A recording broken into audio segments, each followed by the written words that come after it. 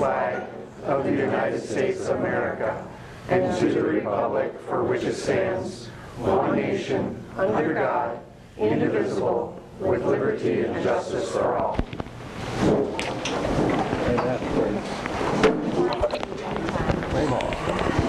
Roll call. Chisel. Here. Bell Richard. Here. Carlson. Here. Luce. I am present. Bergen. Here. Hadley. Here. Johnson. Here.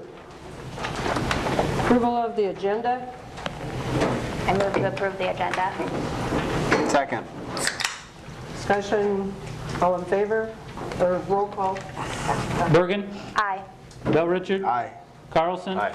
Luce. Aye. Johnson. Aye. Hadley. Aye. Chisel.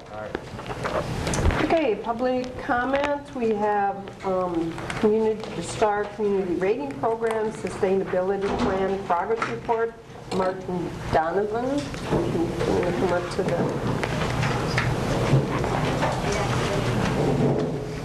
Should I introduce you? Sure. I don't know. Whichever way. All right. So I'm Emily Neal, and I'm the assistant director for the Center for Sustainable Communities up at Luther College. And we had an opportunity this summer to think about, the city had talked a little bit with the center, interested in thinking about their sustainability plan and what it might look like as you revamp that and think about that more deeply. And so we had a student who had some great qualifications who we thought could really help do some asset mapping for the city. And so Martin Donovan has been working over the last month and a half on some asset mapping to see sort of what is sort of the city's current initiatives, policies, and practices related to sustainability, and what would it look like moving forward if you did want to start to look at a STARS rating for the city of Decorah. So I'm going to turn it over to Martin so he can describe what he's done over the last month and a half. Thank you. Yes. So, oops. That's right. All right, so this summer I've been working on a sustainability asset map, as Emily said, for the city of Decorah. And I've created a comprehensive working document mirroring the STAR community rating system, which is made up of 50 categories related to comprehensive sustainability for a city. So each of the 50 STAR categories identifies policies and practices which can be formed to the conditions of Decorah through what STAR calls a menu-based approach.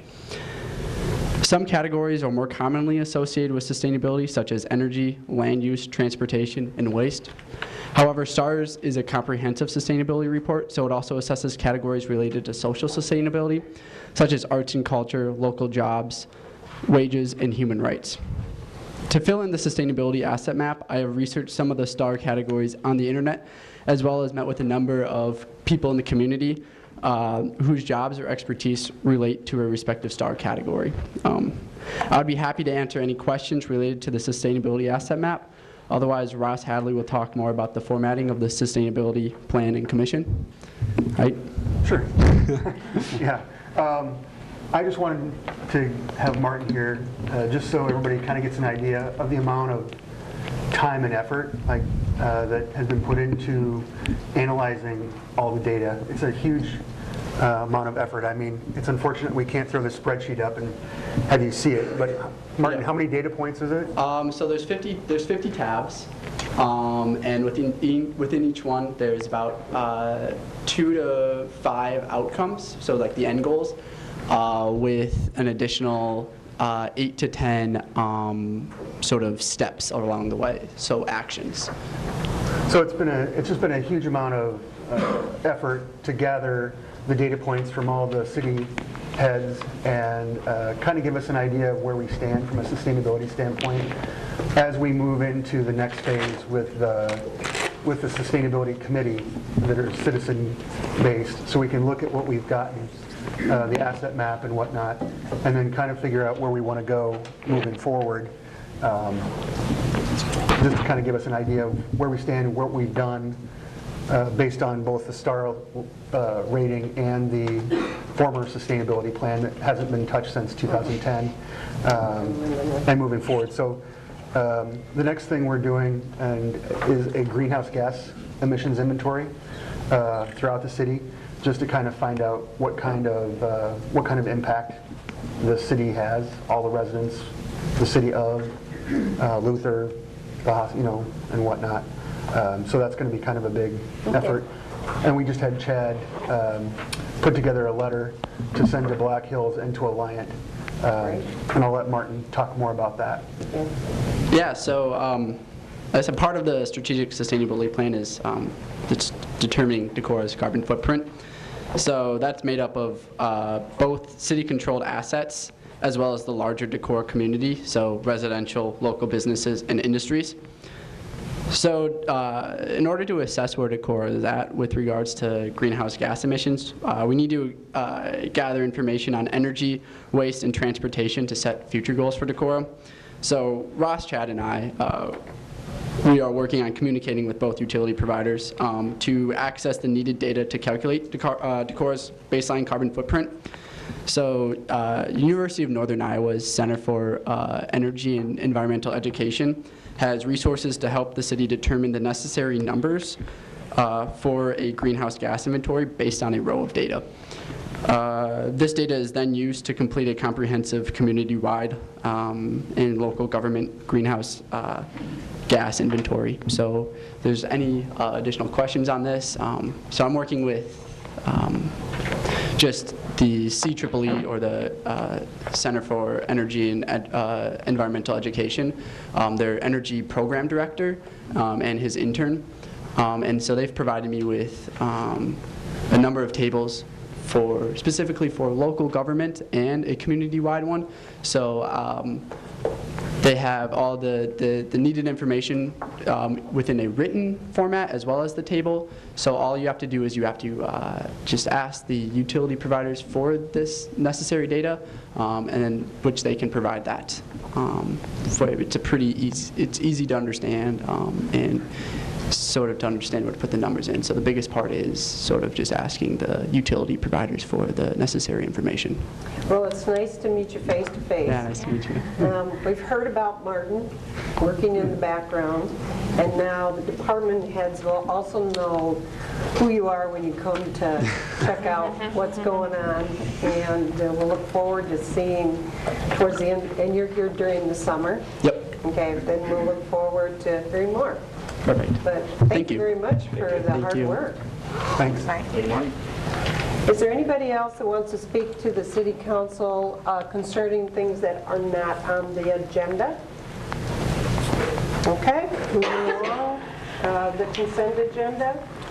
Consent agenda consists of minutes of the July 2nd, 2018 meeting, all the claims, renewals, special Class C beer wine license for Coriana, including Sunday sales, new 5-day Class C liquor license for Winnebago County Ag, including outdoor service area.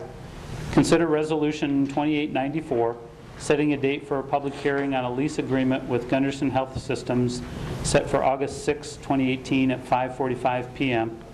And change order number 3, Trout Run Trail Restoration, Doug Road, in the amount of $17,430.60. I'd make a motion to approve the consent agenda. Second. Discussion.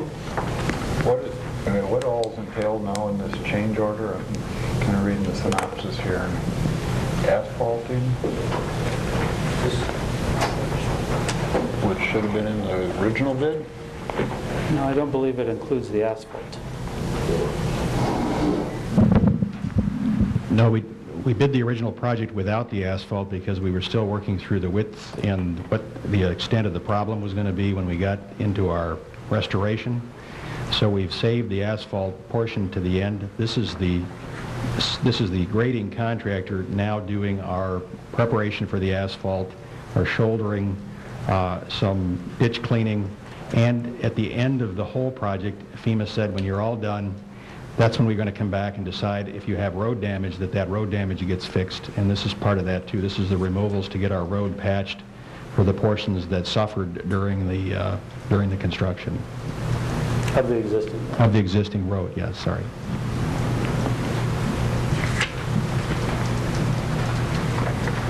Any other questions? Discussion? Roll call.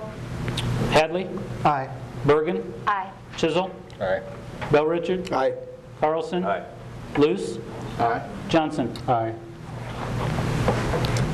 6, conduct public hearing on the preliminary plans and specifications, assessment schedule, and cost estimates for the Decorah 2018 Street and Alley Improvement Project.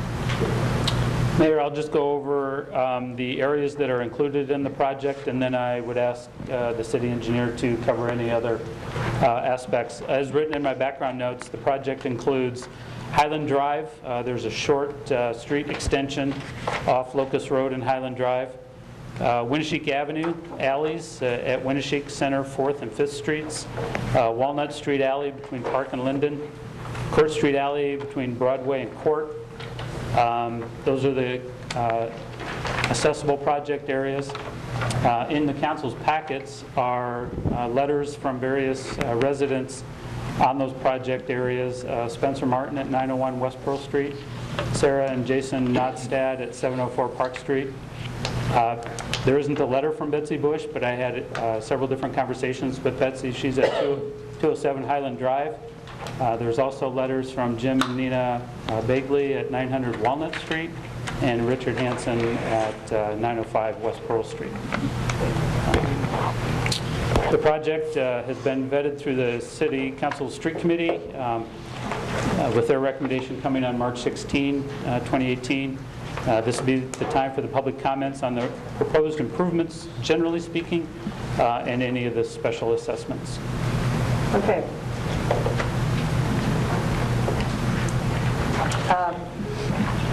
Who from the public would like to speak first? Is there anybody from, okay?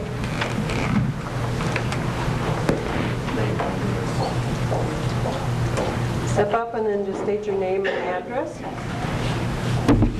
Because he cannot be here due to illness, I said I would represent Dennis Magnuson to point out that only 4 of us use the alley. And some people just happen to have boundary there, and the only use that is maybe not appreciated by Dennis is when the deer come to sample his salads. Excuse me, could you state your name and address, please, for the record? Richard Simon Hansen, 905 West Pearl Street. Thank you. As it stands, there are only 4 of us who use the alley. 3 with garages and I with a carport. And we do not see the need for any improvement. And if there be any improvement, we would far prefer gravel to blacktop. So that's all I have to say.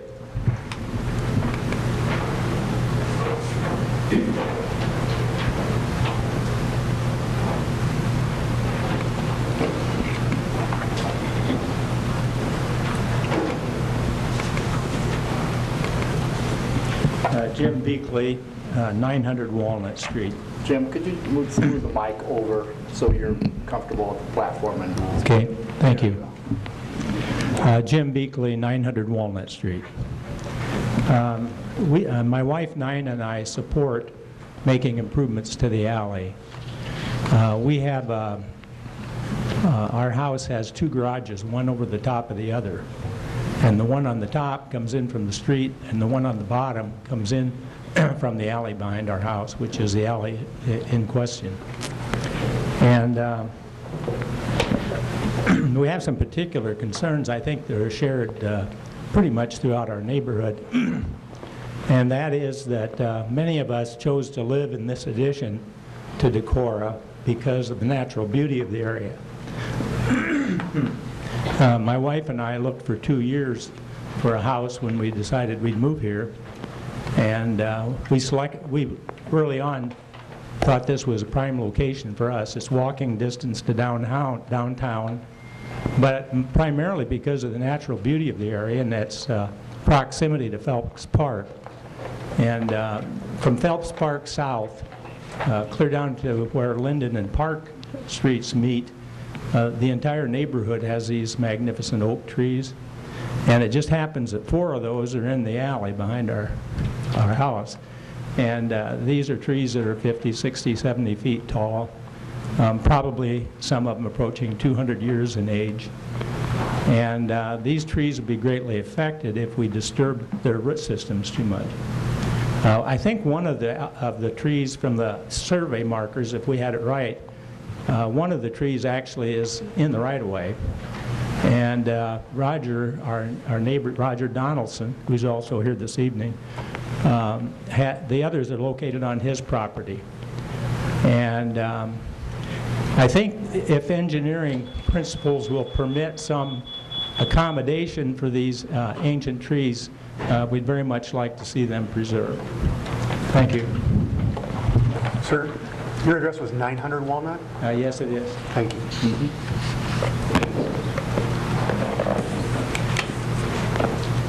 I'm Roger Dongley at 904 Walnut Street. Last of all, I got this notice on my door saying I was encroaching in the alley and my clearance was low. I called the street department, asked what's up. They said that my embankment had eroded to the alley and my tree clearance wasn't tall enough. I said, what brought this about? They said the garbage trucks and the UPS drivers complained about it. I said, I have pictures of when Walnut Street was a dirt road. I said, those alleys weren't made for garbage trucks and UPS drivers. I have 4 of the oak trees Jim was talking about that are 100 years old. And as he said, one of them was markered out. Even the ones that aren't markered out, if you, as in the certified letter, put curbing and gutter along that alley, you're going to ruin those trees by tearing up the roots. And I think it's completely unnecessary. That's my opinion. Thank you. Thank you. My name's Nick Carmicel. I live at 702 Park Street. I support what my neighbors have just been saying and I'd like to add one thing, and that has to do with the purpose of this. The letter we received, at least the one I saw, didn't exactly say why this was being done, but I have a suspicion. Up until this year, when the snow comes, the snow has been cleared by a plow in the front of a pickup. It seems to do the job just fine. I noticed this year that a full-size plow was attempting to get up the lane, up the alley, and having trouble and digging holes in the gravel because, as Roger just said, it's not really built for that size of vehicle. So my only point is to say that if the difficulty that the new plow has, the full-size street plow, if that difficulty is one of the things that's driving this proposed change, then I suggest we just stick with what has served us pretty well in winters past. Thank you. Thank you.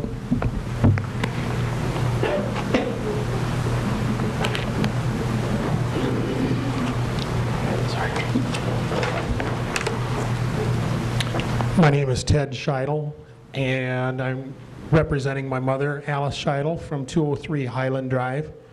In regards to the letter received asking for public input on whether it should be curb and gutter with concrete, asphalt paving, or replacing the current surface with another seal coat of oil and chips. And the preference would be to go with oil and chips. One of the questions we have is what is the current width of that street, and if it goes back to oil and chips, does it stay the same? Another question we had is the assessment is what is that based on, because the letter assumed that estimates were being gathered. Those are the other questions that we have.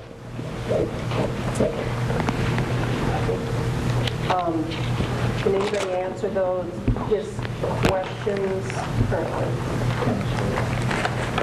It'd probably be Lindsay, but... Okay. Questions. Okay. The assessments are based on the frontage that benefits the property. Alice Scheidel's property has 135 feet of frontage at the standard unit rate of $27.68 per unit, and that's how that maximum assessment is derived. $27.86? $27.68, I'm sorry. But there was a question there about the width, Lindsay, I'm sorry. The width is based on a 20-foot wide alley surface, so, and it's based on the asphalt surfacing that we do commonly for the alleys. I know a couple have mentioned curb. Generally, there's no assessment in the alleys for curb in what we're proposing, and there's only one of the alleys where we're looking to try to do an extensive amount of curb for some drainage reasons, but we are not curbing every alley or every frontage. Let's just make sure that that's clear. The proposed street and alley in each case is generally an asphalt surface 4 inches thick over a new rock base, and the assessment is based just on the asphalt portion of that. And then you're saying that assessment is based then on a 4-inch asphalt? Correct. So if it's a decision to go with a seal coat or oil and chips, the assessment would be different? It would be, and I don't have a basis to offer you for an equivalent assessment because we haven't really done that, but it would be something that if that's chosen, then we would have to decide how to make the adjustment. One of the things I don't know if we mentioned, but the assessment that you've received is the maximum that we would be able to send you. Any adjustments that we make up or down would be no more than that.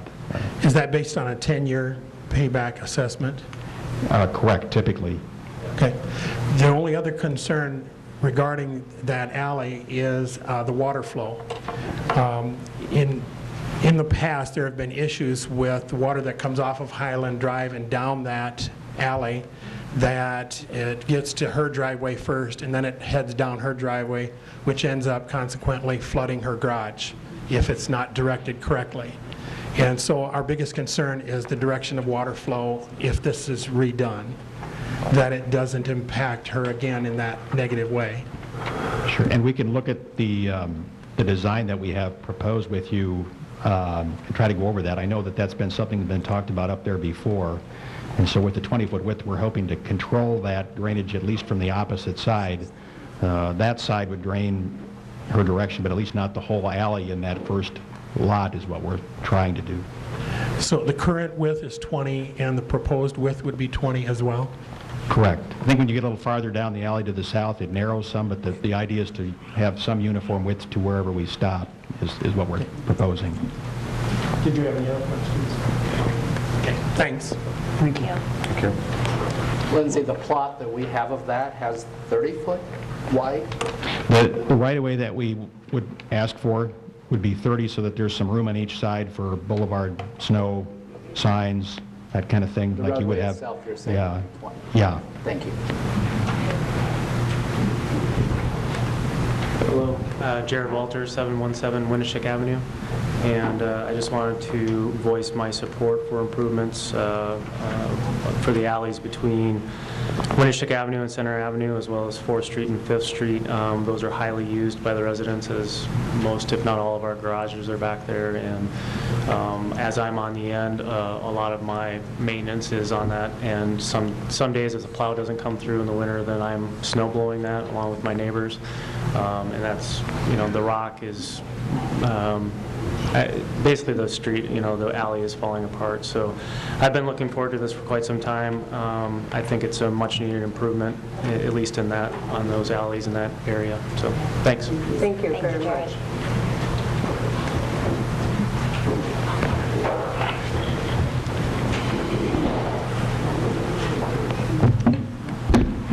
Hi, Betsy Bush, 207 Highland Drive. I'm going to be the downer and talk about money. What I'm continually being told is that it will add all this value to my home when I go to sell it. The key phrase is there when I go to sell it. I still have to pay for it before then. Our street contains 3 retirees, me, and a person who can probably easily afford to pay for it, who, by the way, owns all the land, who will sell the land back to you and not have to pay anything. I, myself, work a part-time job for $12 an hour. This is a hardship for me. Another thing that bothers me is, I was told, well, we have a schedule to pave all the alleys and streets. Why? Why are we choosing impervious surfaces over surfaces that will absorb water with all of the water problems that we have in Decorah? I guess I don't really understand that. Do we have potholes in our alley, in our street? Oh yeah, we do. We do. I don't know what they fill them with, if it's just regular loose gravel, if some kind of like road gravel could be put in there. That would be better than paving, in my opinion. Also, there's a farmer who is landlocked that uses our street with his giant equipment several weeks in the spring and several weeks in the fall. And he doesn't pay anything. He will wind up paying nothing on the street, but being the heaviest user of the street. Not in the realm of how often he uses it, but in the realm of the weight of his equipment. The other thing that really bothers me is that contractors, which I understand is a state law, have access to Lindsay's final figures, so they bid to the bottom lines. This really, really bothers me. And I don't know how we change that, but I think that we need to work to change that. Because what incentive do they have to give true and honest bids if they know what the bottom line is? I don't know. It just seems probably it's going to come out about where Lindsay said. So that's all I have to say. Thank you for your time. Thank you very much. Chad, just to clarify from my standpoint, isn't there what's the payment plan option for an assessment? So usually what the council has done in past special assessment projects is you assess that out over 10 years. Generally it's been about 5%, I think. Once the projects are complete, the engineer certifies the final costs, and then the property owners are sent final notice. They're given 30 days to pay any or all of that amount. The rest of it is certified to their property taxes to be paid out over that 10 years. Over 10 years, okay. So it's a lien. Is it a lien? I guess you could call it a property tax lien.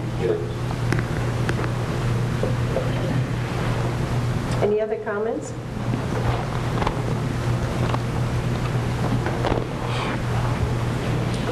Hello, my name is Kelly Reagan, 211 Highland Drive. I'd just like to address some of the issues that Betsy just had. I believe the assessment was around $3,000, which over 10 years works out to be at $25 a month. Even at a part-time job, that's 2 hours of her wages. It's really not a hardship that I would see. It might be to her, but that's not for me to decide. One thing that this is actually a road in Decorah. This isn't an alley. This is Highland Drive. Although it's an offshoot of Highland Drive, it's still a public street. And it's a gravel street right now. I don't know of many other streets in Decorah which are gravel. So it seems kind of odd that it's not been blacktopped before this.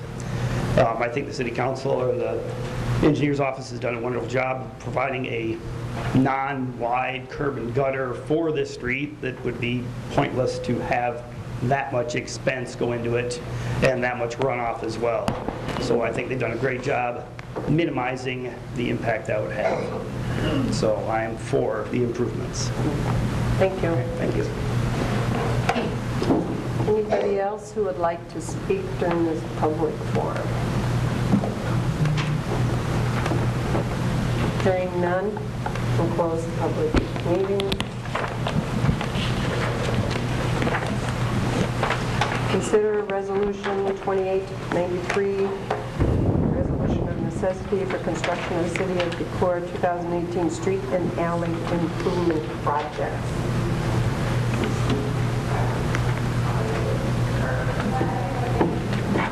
So Kevin, regarding the Park Street alley, could we switch to a pickup again as opposed to the street plow that has been going there the last winter? Is that a possibility?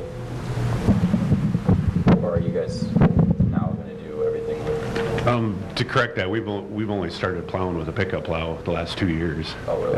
Yeah, that's something new we've done. We bought it for doing parking lots, and that's typically what I do. I plow the parking lots and that, and if I have extra time, I quick try to go through as many alleyways as I can to help each territory get ahead. it's really hard to plan on that. Every guy we has runs a piece of equipment. I'm the only one free to run the trucks, so. To your knowledge, is there any other way that we've done these alley improvements that doesn't require asphalt? I mean, do we just grade or put down any other alternative? It's always been asphalt? It's gravel or asphalt. Gravel or I can't remember any other option in my time. Sure. Lindsay?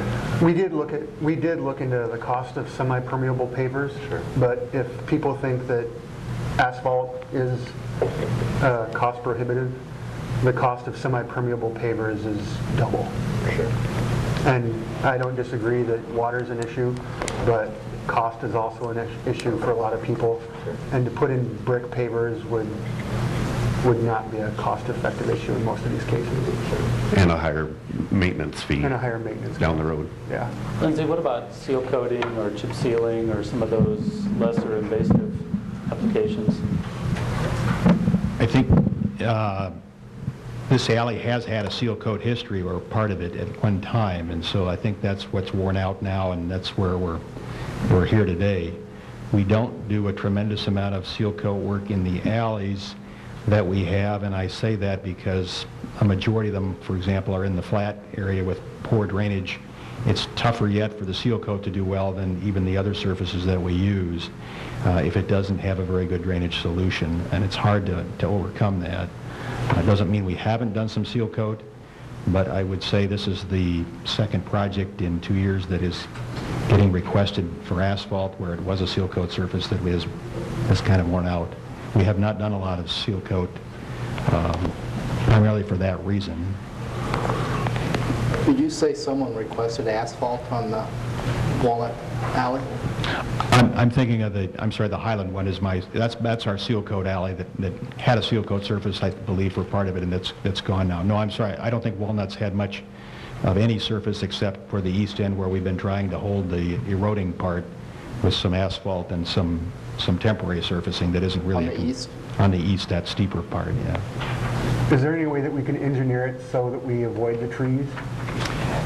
We have, I maybe should mention that. The first thing we typically try to do is examine the alleys and try to come up with a straight line, just simply because it's easier to keep track of the right-of-way, the utilities, and all those things. In this particular case, I think that would be kind of tragic. We really don't need the straight line that badly, as long as Kevin can figure out a way to get through the trees based on what we provide him. So we do have about a 10-foot wide surface. We're following approximately the path that you drive today. We do have to crowd some of the trees in some places, but we have even have an alternate asphalt surface for a short stretch there where we really don't want to get any deeper than we have to. Part of the success for the asphalt depends on the stone base that's underneath.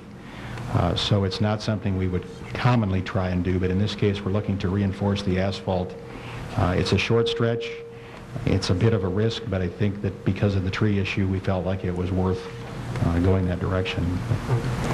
So the Walnut Alley isn't a drainage problem because it's pretty well a hill, It's right? almost the reverse, and what we have tried to do, I think, and we'll try to do in the design that you'll be looking at in a little bit if we decide to go ahead, is that we'll try to control the drainage with the alley surface and run it out the ends. We could not control it during a Friday rain. That's just something that would probably not, that would overwhelm most of what we have based on that. But on an everyday snow melt and the other rains, we're hoping to try to control things with the surface as much as we can. The surface that's there today is kind of a sand and gravel surface. There isn't probably a tremendous amount of stone surface. We have talked to the gas company about doing some investigative digging on their line to make sure we aren't going to have trouble with them, and during that time we'll learn a little more about the surface, but generally we would propose a rock base with the asphalt over it just for longevity and durability. So the gas line's in the alley? The gas line's in the alley. There's a cable TV line there, and we haven't been successful yet in getting the cable TV people to give us some feedback, but the gas company has said they will go in and check. Generally, they're typically, they would be low enough, so we are, I would say, cautiously optimistic that they're not going to be our problem, but we can make some adjustments if we need to, but the other the east end, for example, where it is so steep, we're proposing a concrete approach for part of that because the curbs help us with some of the steep side slopes and hoping to avoid some retaining walls. But generally, it's a 10-foot wide asphalt surface that'll meander through the trees, and we'll do what we can to avoid the roots. So that was my question in terms of where the water goes, leaving, I mean, it goes each way, right? It goes each way. Does it go then downhill to the north? The majority, probably 2/3, will go to the west to Park Street, and the other third will go to Linden on the other end. And that all just dumps into the streets on either end? It does. And then hopefully gets across and down to the bottom of the hill to the Follows sewer? the rest of our curb street system to wherever our storm sewer drainage is in that neighborhood. I guess one of my concerns is that if we just put gravel down, that it would just, because it's so steep, gonna wash. it would just wash it right out. I guess that's, my other question then would be, do you believe that if we put asphalt down, will it compromise the root system of these old growth oak trees? Part of what we've been trying to do is to get our surface to come up a little bit, but you can guess it's usually difficult to raise things too much because of garages and that type of obstacle. It is why we went from the 10-inch stone base we were trying to use with this asphalt, 4-inch asphalt surface, to a 6-inch asphalt surface for the short stretch where we're in the trees, because that allowed us to reduce that footprint. We'll do some special work within that 6 inches of asphalt that we've talked to the local asphalt companies that would bid this, and I think it's something that has a chance to succeed. It's not something we would do in every alley, but I think for this short distance, that's our best way to reduce our impact. To what extent we're going to need resurfacing, we'll learn a little bit from the gas company's investigative digging, but to answer your rock question, not that an alley like this couldn't have a rock resurfacing, but what happens so often is that when Kevin has to plow in the winter, that the rock doesn't wind up staying in the alley. Right. So every effort is being made to attempt to not compromise the root system of the tree. We will miss them horizontally. In other words, we're not cutting them down because we're running the road right through them. Then our challenge is to see how well we can stay above them. And we're trying to do what we can to still have a decent road surface with some reasonable life. So the chip and seal is not permeable. It's a seal, but it's less of a temporary or a permanent seal? I think that's fair. If the counties use it, they use a fairly structural rock base that's more meaty than what we would typically do in town. So they use a bigger stone, they use a free draining stone, they have a ditch to drain to. So their seal coat roads tend to do better than ours because we don't really have a ditch system to pull the water out of the paving. But the surface is enough oil and enough rock combination that it is generally a runoff rather than a run-through system. Like a crushed rock road would be able to drain vertically, but the seal coat will shed water. Do we know the impact of asphalt in terms of speed of water vacating? There's some slight variation between, say, the rock, well, let me use the seal coat, the asphalt, and the concrete, but they're similar enough that I don't know in a small application like this with the footprint of this that it's going to be noticeable. If you pave it, it will be different than if it was a rock surface, I guess is the So best. any of those three, though, would be faster than the gravel? Correct. So that's my concern, is how do we deal with that extra storm water hitting our streets and trying to get into our storm systems?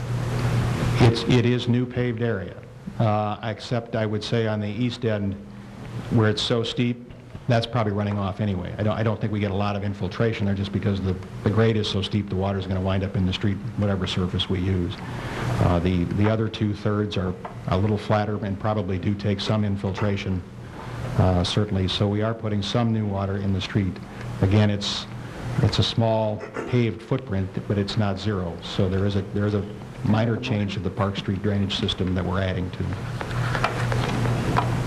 If we were to do nothing and leave it off the list, typically, and maybe Chad knows or anyone who's been around long enough, when would this come back up on our schedule of alley improvements? I mean, a decade? Are we talking I'm looking at Kevin, because Kevin usually comes to me. 5 years? 5 years? Well, it's really about priority between city staff and the council. I mean, if you pull something off, ideally, you'd put it back on the next year, and you've figured out whatever the issue is that caused you to pull it off, and solve that and get it on the next year. If it's on this year, it tells us that there's staff is seeing a problem with it. That's why it's on there, and at least the committee has concurred. But you can pull it off and just sit on it indefinitely. I mean, that's at your discretion. Sure. Staff is just telling you now that it's an issue, and here's why. Sure. And Kevin, what would you address as the main issue of, is it the rock having to be put back up, or the safety of the uneven surface, or what is your... Most of it's just a cross between every time we go in there, especially in the spring and fall when things are soft, you dig in and you can go through there with a plow. Some of it's washing down the road and ends up in the storm sewer anyway, so there's just no base there. There's no asphalt really there. And a little of that may be attributed that digging the base in might be the trees. The trees may be a factor there. It's tough to go in and create even the rock depth if it's too aggressive versus the tree portion of it. Did you have something? Yes, Jim Beakley again from 900 Walnut. I've heard the comments here tonight, and my wife and I did meet with Mr. Erdman here a week or so ago.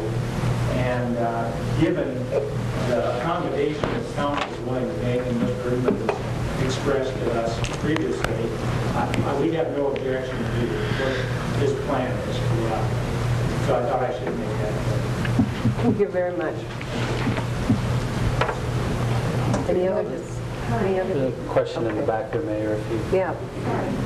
Can you come up to the microphone and state your name and address? Yes.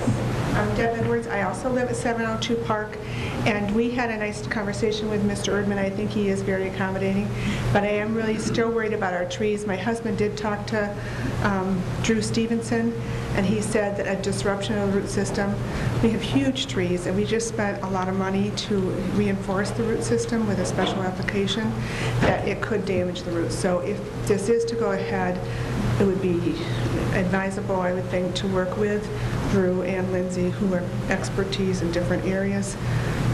So we would still prefer another solution than some, like a small snow plower, but if that can't be done, then we're still... And the other question I had is, these trees are very expensive to cut down. So especially, and we have a lot of retirees on our street, who pays for that if the trees are damaged, to remove the trees? Okay, just a question. Is that part of what we do? They're saying the property owner. So, and I would mention maybe as clarification that there was a comment that maybe one of the trees was in the alley right-of-way. Actually, there's 4 or 5 of them that fall within the right-of-way, so it might be something where it could be a cost that you would see if you're removing trees in the right-of-way.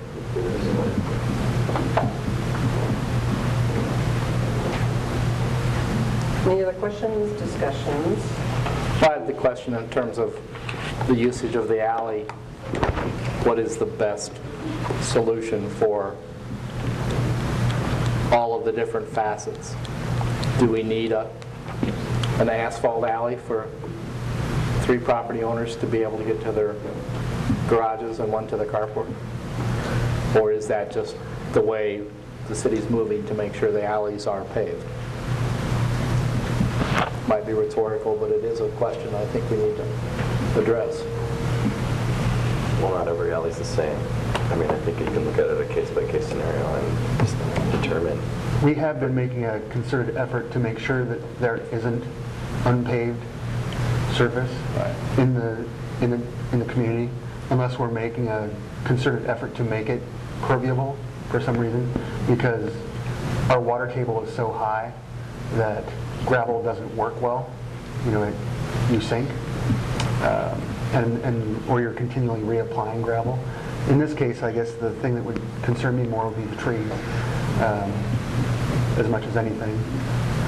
But if Lindsay's and Kevin are confident that we can do it without having an impact on trees, and people aren't driving into their trees right now. I mean, is this the one where the road is jogged just because of the trees themselves? It does meander, yeah.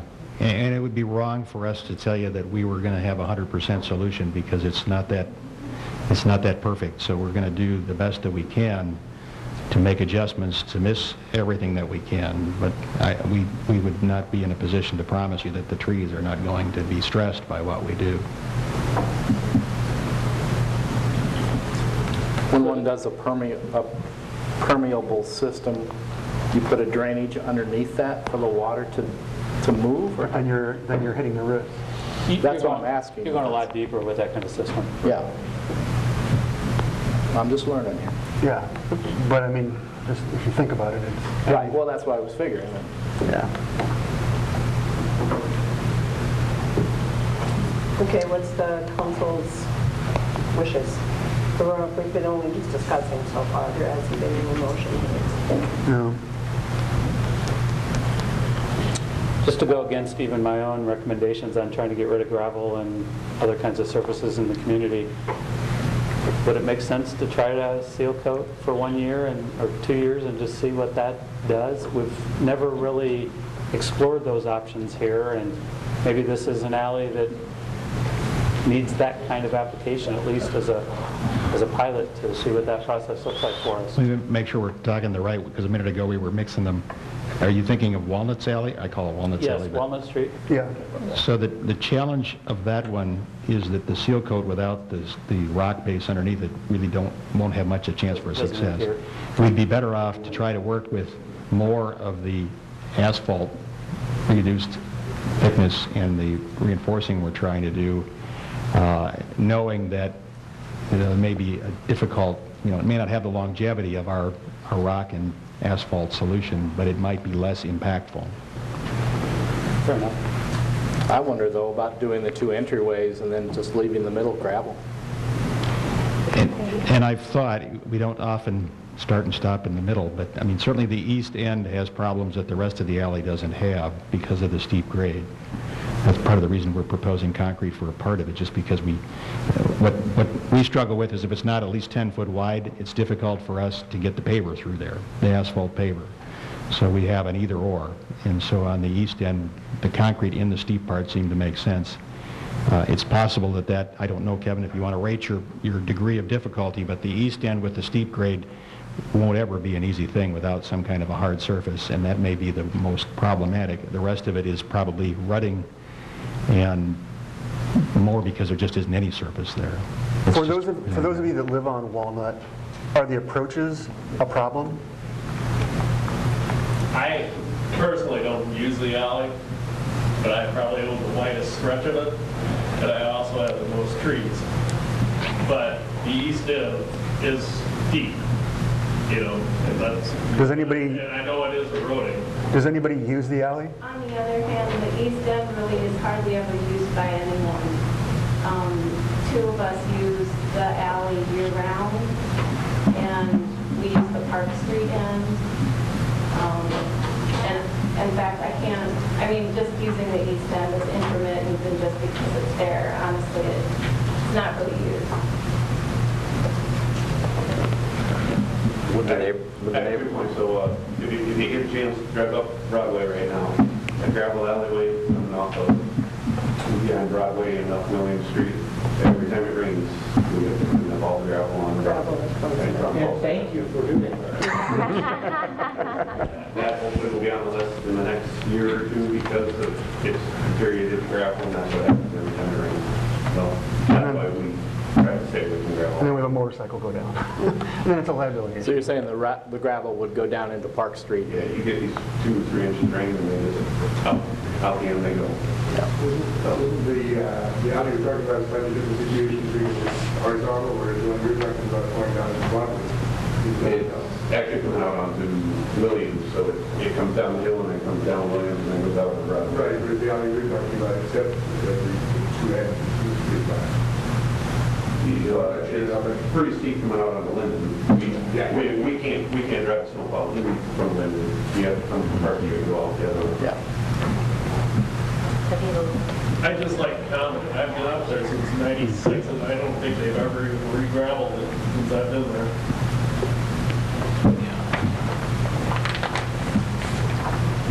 Not in any particular project that I know of, no. I would like to just, since it's not a public hearing anymore, can we just go ahead and consider the resolution and consult with Lindsay and with the neighbors to find the best possible solution for the alley? I mean, this isn't, is this resolution putting the wheels to the ground as far as the pavers coming out right now? Well, no, I mean, you'd have time, you know, for Lindsay. This resolution and the next resolution set things in motion, but you'll have time to get with Lindsay and have him modify. I mean, not a lot of time, but you'd have some time before hearings go out, or notices go out. Okay. I'd make a motion to consider Resolution 2893. I'll second. Discussion?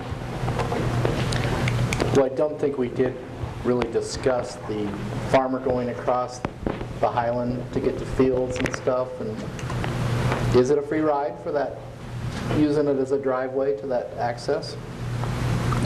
No more so than any other public street. I mean, they have the right to use any other public street. They would pay their share of that through their property taxes.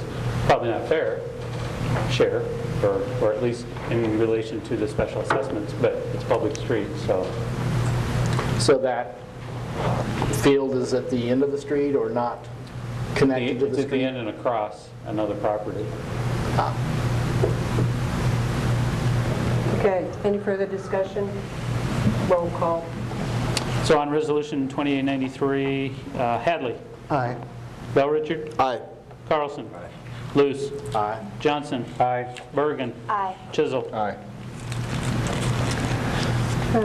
Consider Resolution 2895, setting a public hearing on the plans and specifications, estimate of costs, and setting a bid date for the 2018 Street and Alley Improvement Project, which would be for August 6th of 2018. So this sets bids for August 3rd at noon. They would be due and they would be opened at 1:30, and then public hearing for August 6th. So we'll need to visit with Lindsay whether he issues an addendum on Walnut or some other modification ahead of time. I think this is a fairly aggressive schedule just because we're in that part of the year where you want to get it done. I would suggest, if you want to hold that schedule, that Chad's addendum suggestion is our best adjustment, and we can do that. Otherwise, we would just simply recommend waiting. But if we wait, we hit. The nice thing about this meeting is there's 3 weeks till the next one. I wouldn't give them any less than 3 weeks to bid. So this is just happening to work out. If we wait till the next meeting, then we would probably be into September before we would probably get bids. So the specifications for the bid are ready? They're ready in order to keep our schedule going. But none of us have seen those plans. That's what you have in front of you, and that's what the hearing will be about on the next meeting. The only thing I have in front of me is figures of how much each property owner would... No, I mean Chad has those, I'm sorry. They came in tonight. So that is not near enough time for us to be able to say, yeah, we want to go ahead on this aggressive plan. It's set up to be bid as soon as we could bid it, and it doesn't mean we have to. Well, I won't go for bidding sight unseen. No, so I would say we should have had those plans a week ago so we could tell people what we were talking about. So when we come to make this resolution right now, we would know what we were talking about. We normally don't. I wouldn't even have this resolution. I don't want normal. I want what helps us make the best decision. We would not normally have these plans in front of you tonight if it wasn't for trying to keep this. I would have waited till the next meeting, and we would have been doing that. These are ready just simply to provide the option, and if it's too quick and it's too aggressive, I'm certainly fine waiting. They're ready to have a discussion, and we will move the bid date to the next. We just talked about having discussions with citizens to be able to look at the plans to how to alter them, right? Yes. And normally I wouldn't have even started the plans before this public hearing on the assessments tonight, because we want that time to develop that conversation with them. That's why I'm saying this is a compressed time frame to try to do something this fall. And maybe we're trying too hard. I don't mean to put this too quick. It is compressed more than normal just due to our late start this year over other years. But that, it's also a smaller project, too. okay. And partly because of that. I have had conversations with several of those who have called and said that we would be happy to meet and do that during this time frame, and our best option to make any adjustments is the addendum option, or just simply to wait. And we certainly can wait. I don't mean to, this is not something you have to do, it's just simply trying to do it as efficiently as we could do it. Do people feel comfortable with the 3 weeks, the 3-week window to get feedback from their constituents and from Lindsay and Kevin on being able to move forward? I do. Okay. Yeah. 3 weeks, Steve? So what you're suggesting is considering this resolution on August 6th? Yes.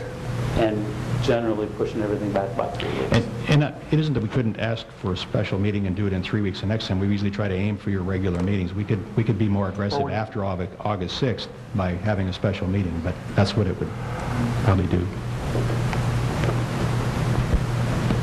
Is there any way the two projects could be voted on separately, or? No, it has to be a package. We currently have a motion on the floor. No, you don't have a motion on 2895. We voted on the other one. Okay.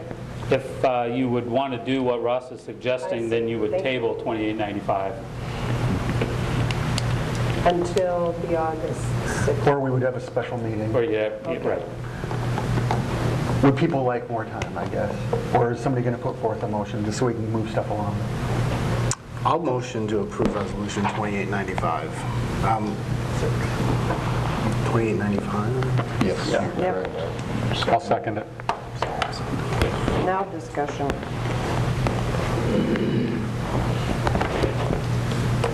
Roll call. Bell Richard? Aye. Johnson? Aye. Hadley? Aye. Bergen? Aye. Chisel? Aye. Carlson? Aye. Luce? No.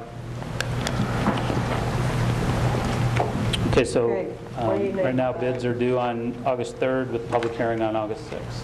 We'll work on an addendum or some alternate. Yes, any adjustment that you'd like to make. Any questions you would have, be sure that you get a hold of Chad or Lindsay and look to see what it is you need to know prior to that. Okay. Consider Resolution 2896, a resolution acknowledging receipt of application for voluntary annexation and authorizing the city to proceed as specified in Chapter 368 Code of Iowa, Eco Development, Olson Property. This just acknowledges the receipt of the application, authorizes us to proceed with notifications and mailings as required under Chapter Code 368. We'll come back at the next meeting after those requirements have been met for you to approve the annexation. I'd move 2896. Second. Discussion? Roll call. Luce? Aye. Hadley? Aye. Bergen? Aye. Chisel? Aye. Bell Richard? Aye. Carlson? Aye. Johnson? Aye. Appointment to boards and commissions, Historic Preservation Commission. We originally felt it was full and then realized that Chris Lynch had resigned. So I'm bringing to the council a new appointment in Steve Kelsey. Can you tell us about him quick? Chad. Oh, it was in the draft box. I did read it. But You want me to read his application? No, it's all right.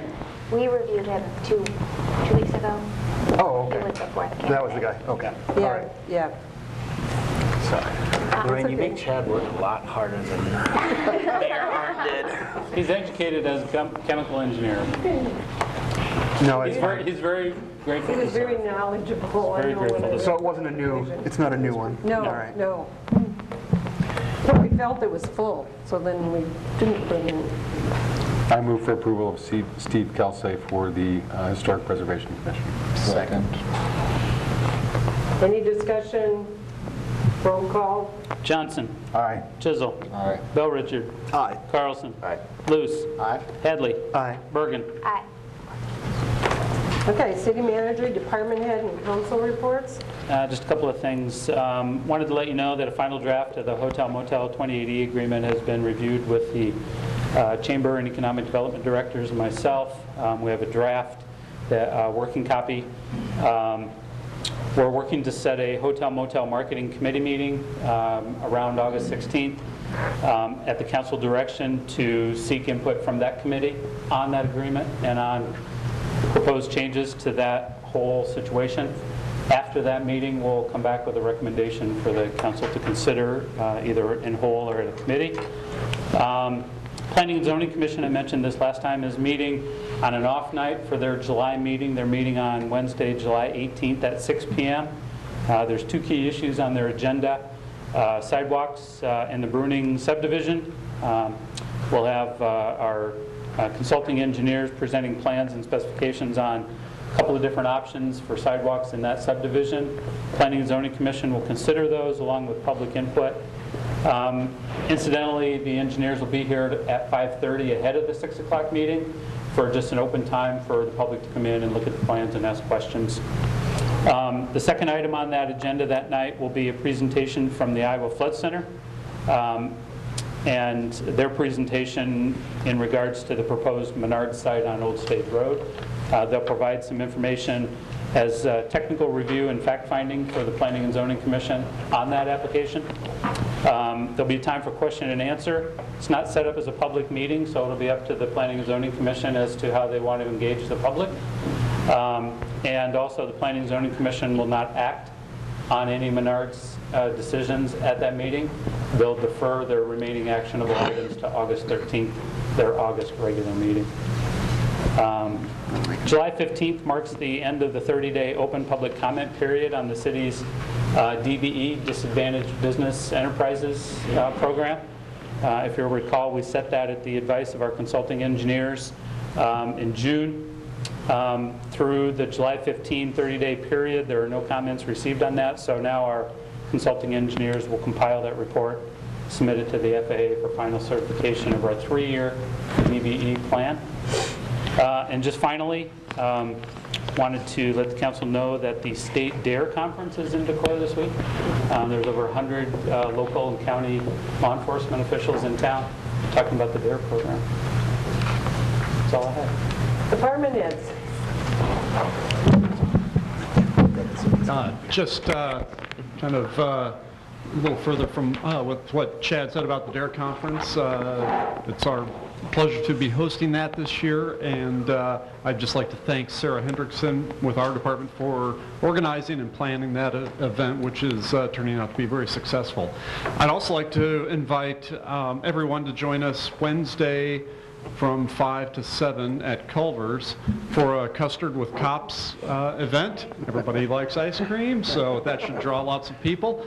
We're partnering with Culver's of Decorah to host this event, and it's a chance for folks to just come out and visit with us, learn a little bit about us, talk about issues that are on their mind, bring kids. We're going to have some equipment out there for kids to look at and climb on, and so it should be a nice event. We hope folks will come out and visit with us.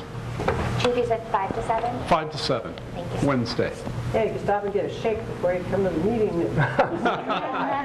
Bring an extra one. Kevin. Due to some more weather we've had the last weekend, we're having the compost site open again through Wednesday. You can bring your stuff out there and we'll get it ground up. It's kind of a mess out there. We got our grinder out there. Get lots of people coming and going, so be careful, but we will have it open, and we are picking up some from the boulevards. Storm damage only, not tree pruning and everything else.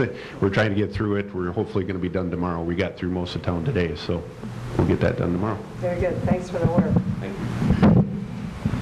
you. Jim Cooper, our lab tech that we've had for the last 20 years, has resigned. He took the wastewater superintendent job and walk on.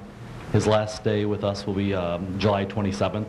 So with that being said, we are in the process of advertising for that position. We're accepting the apps till July 30th.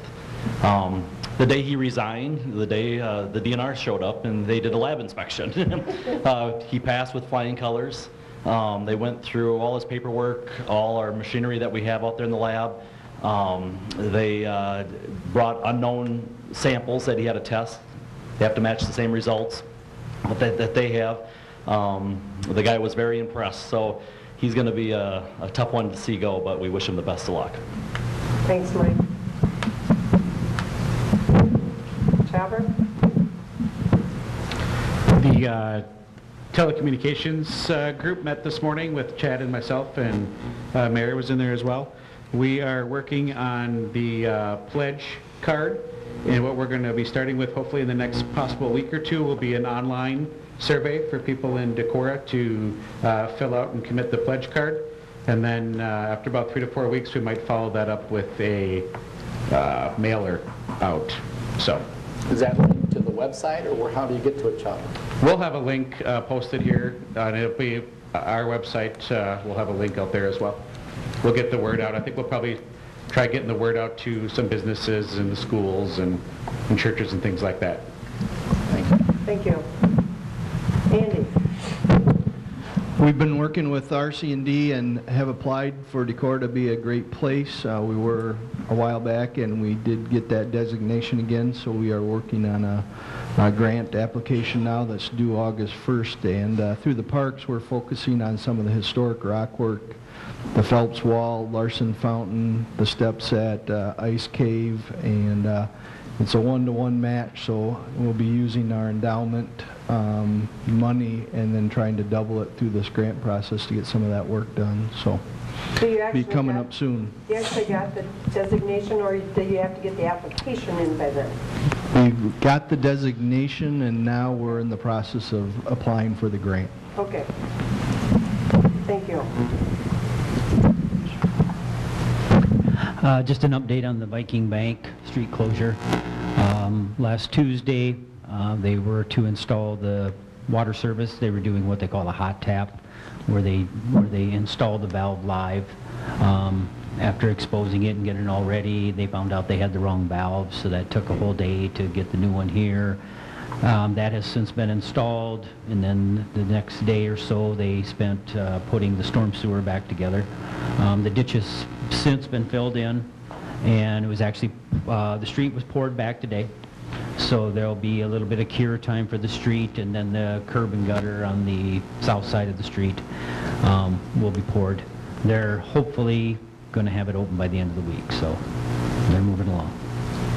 Thank you. Library? Nothing at this time, Mary. Randy? Nothing this evening. Dan? Nothing for me, Miss Mayor. Nothing for me. The Iowa Public Television June 6th program of Iowa Press had an interesting interview with a Cedar Rapids councilperson talking about the grant money they got from the 2008 flood to build flood walls and moving walls and various things, as well as the head of the Iowa Flood Center was on that program. So if you have access to their app, you can go to that June 6th program and watch it. It's just a half hour, but it's pretty good. Part of the visionary group that's working with us, our next feedback will be August 7th. There'll be a noon video conferencing to talk about feedback about the plans that they've put together and things. And they've got some very powerful designs that they're challenging us to look at and think about for the future of our community, what it'll look like. And then also received an email from Decorah at the CVB looking for state fair volunteers.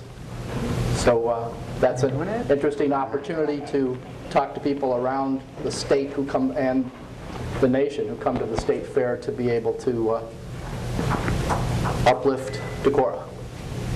So if you're available, you can look for the slots and contact Decorah about what's available to. Thanks. Johanna? Nothing this evening. Nothing, Mayor. Okay. A couple things. The school task force is scheduled to meet Monday, July 30th. We're hoping that They had requested for them to come back with possible alternatives, so we're looking forward to that meeting.